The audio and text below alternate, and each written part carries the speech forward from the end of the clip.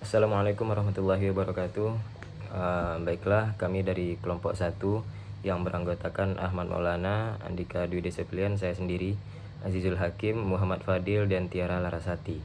Nah, baiklah, di sini kami akan mempresentasikan resum penelitian kami tentang 2 buah jurnal. Nah, yang pertama yaitu tentang Transaction Fees Optimization in Ethereum blockchain atau optimasi biaya transaksi di blockchain Ethereum. Nah, langsung saja.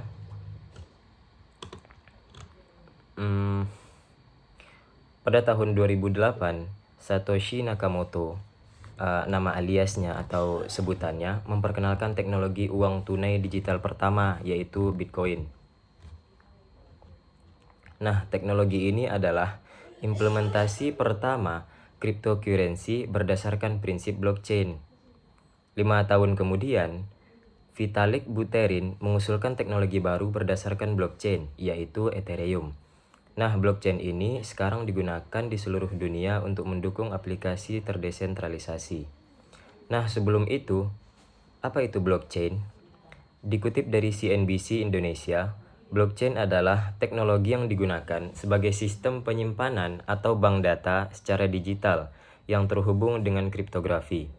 Penggunaannya tidak terlepas dari Bitcoin dan cryptocurrency lainnya. Blok yang memiliki arti kelompok dan chain yang artinya rantai.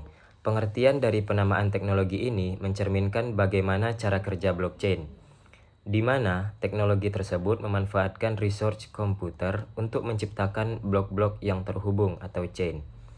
Nah, blok-blok yang saling terhubung nantinya digunakan untuk mengeksekusi sebuah transaksi. Nah, selanjutnya di sini saya akan bahas sedikit tentang perbedaan blockchain dan cryptocurrency. Cryptocurrency merupakan sistem mata uang digital yang diamankan menggunakan kriptografi.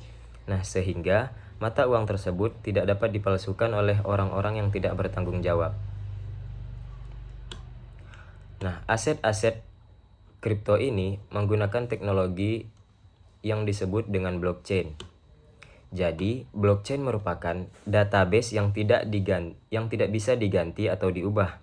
Intinya, blockchain merupakan teknologi yang digunakan untuk menyimpan data digital yang terhubung dengan kriptografi. Keduanya ini memang berbeda, namun sama-sama berkaitan, yang dimana kripto sebagai mata uang digital dan blockchain sebagai teknologinya, serta penyimpanan data digital yang berkaitan dengan transaksi cryptocurrency. Baiklah, di sini saya akan melanjutkan presentasi kami. Di sini saya akan menjelaskan mengenai tujuan dari penelitian ini. Tujuan dari penelitian ini yaitu untuk mengusulkan metode prediksi dan optimasi untuk menentukan harga minimum atau gas price yang harus dibayar pengguna agar transaksinya ditambang dalam batas waktu tertentu T dengan probabilitas tertentu alfa. Kemudian metode yang digunakan pada artikel atau makalah ini yaitu menggunakan metode Monte Carlo, yang mana metode Monte Carlo merupakan kumpulan angka yang diartikan sebagai metode simulasi statistik dan numerik yang digunakan untuk menemukan solusi problem matematika atau matematis. Kemudian hasil dari penelitian ini yaitu setiap metode pembelajaran yang dari mesin ini bertujuan untuk memprediksi indikator seperti harga gas terendah di blok mendatang. Baiklah, saya akan melanjutkan untuk menjelaskan hasil dari penelitian pertama, yaitu tentang transaction fees optimization in the Ethereum blockchain, di mana pada ringkasan penelitian ini dapat dijelaskan bahwa biaya minimum yang diperlukan untuk memproses transaksi itu sangat bergantung pada waktu ya, sesuai dengan sebagai fenomena seperti kemacetan sistem. Untuk penggunaan itu memilih antara berjuang untuk secara manual menetapkan nilai Gasper rendah yang sesuai dengan status sistem aktual, atau memperbaiki nilai tinggi akan memastikan transaksi ditambang akan tetapi menghabiskan jumlah Ether yang sebenarnya itu tidak perlu. Kemudian dalam penelitian ini dapat kita simpulkan bahwa pendekatan solusi yang efisien untuk mengoptimalkan pengeluaran biaya itu menggunakan Ethereum sambil memastikan kemungkinan transaksi yang diproses dengan baik. Kemudian untuk pada penelitian ini menggunakan metode Monte Carlo, ini memberikan perkiraan yang baik tentang kemungkinan yang ditambang.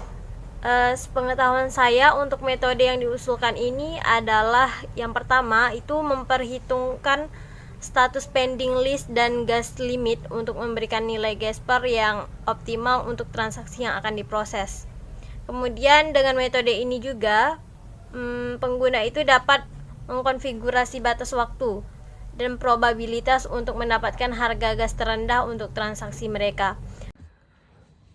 Selanjutnya yaitu rangkuman jurnal kedua yang dicari sendiri, yaitu kami ambil tentang optimasi kegiatan pelatihan menggunakan metode simulasi Monte Carlo, yang dimana studi kasusnya di Balai Latihan Kerja Dinas Tenaga Kerja dan Transmigrasi Provinsi Bengkulu.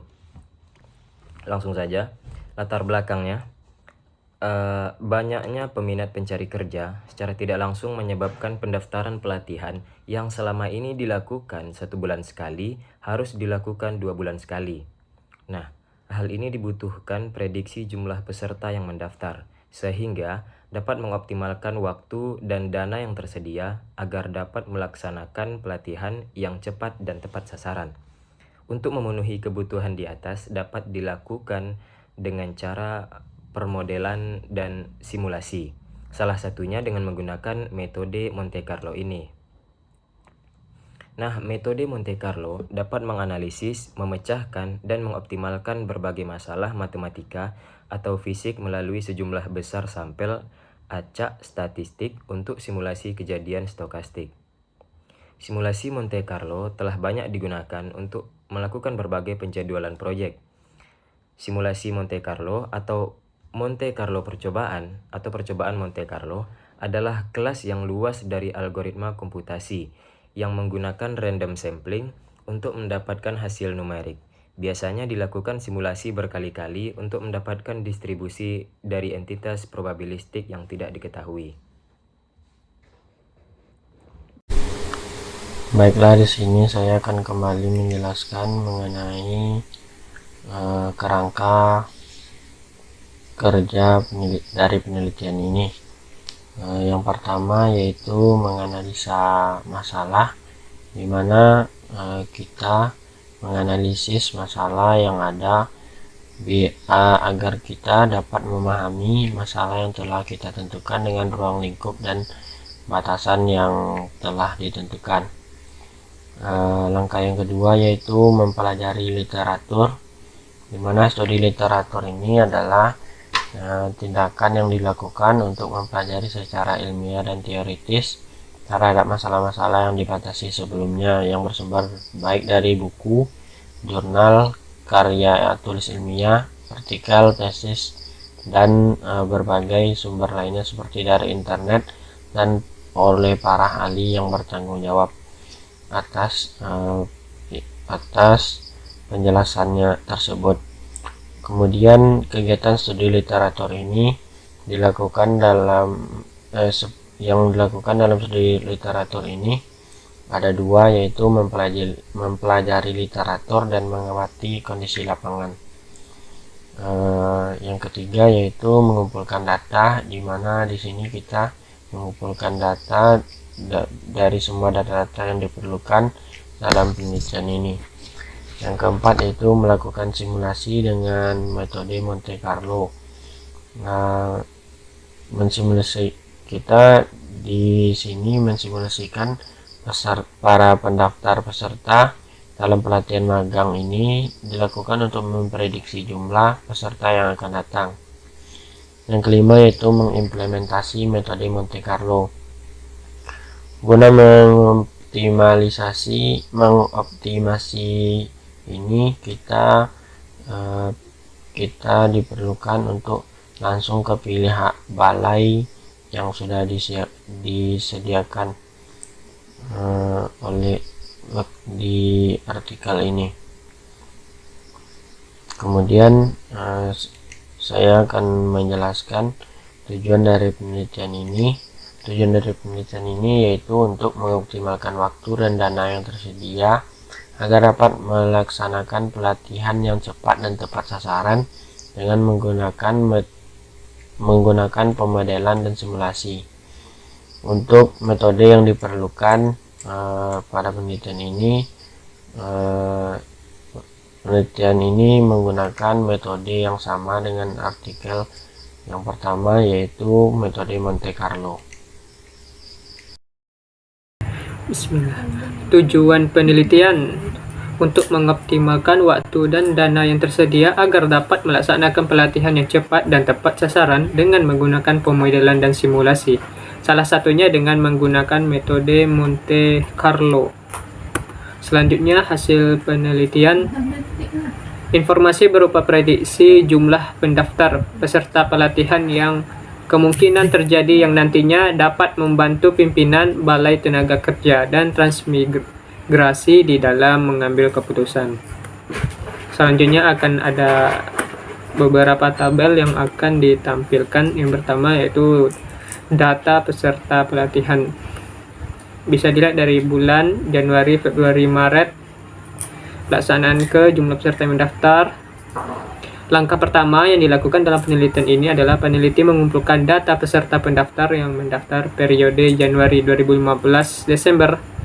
Adapun data-data peserta yang telah mendaftar di Balai Latihan Kerja Dinas Tenaga Kerja dan Transmigrasi Kota Bengkulu di tahun 2015 dapat terlihat pada tabel berikut. Selanjutnya, tabel distribusi peserta pendaftar. Tabel menentukan distribusi kemungkinan dan kumulatif. Dari tabel di atas, tabel menentukan distribusi. Digambarkan distribusi kemungkinan didapatkan dari jumlah frekuensi dibagi jumlah total frekuensi. Contoh, distribusi kemungkinan peserta didapat dari pembagian frekuensi 1 dibagi total frekuensi. Peserta 24, sehingga hasilnya adalah 0,004. Distribusi kumulatif didapat dari penjumlahan distributif kemungkinan sebelumnya ditambah dengan distribusi kemungkinan setelahnya, dan seterusnya. Kemudian menentukan interval angka random untuk setiap variabel. Setelah itu membuat interval angka random. Selanjutnya, tabel menentukan distribusi kemungkinan dan kumulatif. Dari tabel samping, jumlah frekuensi peserta yang mendaftar di tahun 2015 didapat pendaftar 7 peserta terjadi sebanyak 1 kali. Pendaftar 13 orang sebanyak 2 kali, 14 orang 1 kali, 15 orang 1 kali, 19 pendaftar sebanyak 3 kali, 20 1 kali, 21 orang 2 kali, 22 pendaftar sebanyak 2 kali, 23 1 kali, dan 25 orang pendaftar sebanyak 4 kali. Tabel distributif kemungkinan dan distributif kumulatif. Dari tabel samping dapat digambarkan distribusi kemungkinan didapat dari jumlah frekuensi dibagi jumlah total frekuensi. Contoh, distribusi kemungkinan peserta didapat dari pembagian frekuensi 1 dibagi total frekuensi peserta 24 sehingga hasilnya adalah 0,04. Distribusi kumulatif didapat dari penjumlahan distribusi kemungkinan sebelumnya ditambah dengan distribusi kemungkinan setelahnya dan seterusnya. Berikut ada tabel interval angka random, tabel simulasi percobaan, dan tabel hasil validasi. Kesimpulannya, berdasarkan pembahasan, implementasi, dan pengujian terhadap simulasi sistem yang telah dilakukan, maka penelitian dapat menarik beberapa kesimpulan, yaitu sebagai berikut. Penerapan simulasi dengan metode Monte Carlo pada Balai Tenaga Kerja dan Transmigrasi saat membantu dalam mengoptimalkan kegiatan pelatihan yang akan datang. Metode Monte Carlo dapat membantu pimpinan Balai Tenaga Kerja dan Transmigrasi dalam mengetahui informasi berupa prediksi jumlah pendaftaran peserta pelatihan yang kemungkinan terjadinya nanti, dapat membantu pimpinan Balai Tenaga Kerja dan transmigrasi di dalam pengambilan keputusan. Sekian dari video kami. Jika ada salah kata mohon dimaafkan. Assalamualaikum warahmatullahi wabarakatuh.